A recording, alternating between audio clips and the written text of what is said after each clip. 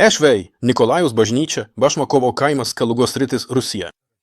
Aš stoviu valgomajame. Štai čia kupolas, o čia varpinė. Matyti, kad šios pusapvalės sienos irgi kažkaip nesutampa su šia siena. Tai yra, jos vėliau buvo prijungtos prie karnizo ar dar kažko.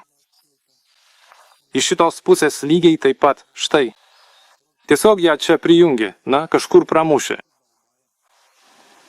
Tai yra, ji visiškai niekaip neprijungta. Iš išorės taip pat labai gerai matyti, kad bažnyčios pastatas su kolonomis ir valgomosios niekaip nesujungti. Tai yra, čia tiesiog atvedė plytas ir kaip yra siūlė, taip ir liko. Štai ji aiškiai matoma. Štai dar labai gerai matyti, kad valgykla buvo pristatyta vėliau. Tai yra, mes turime pakankamai didelius langus būgne, bet iš valgyklos pusės matyti mažesnis langas ir matyti, kad stogas iš išorės liko tinkuotas, o viduje netinkuota, ten buvo palėpė. Bet jei pažiūrėsime į plytas, pamatysime, kad čia taip pat buvo toks didelis langas. Štai jį tiesiog užmūrijo, štai gerai matosi, štai jo likučiai, štai jis viename lygyje su kitais. Štai jis buvo. Jį paėmė ir užmūrijo ir padarė valgyklos stogą.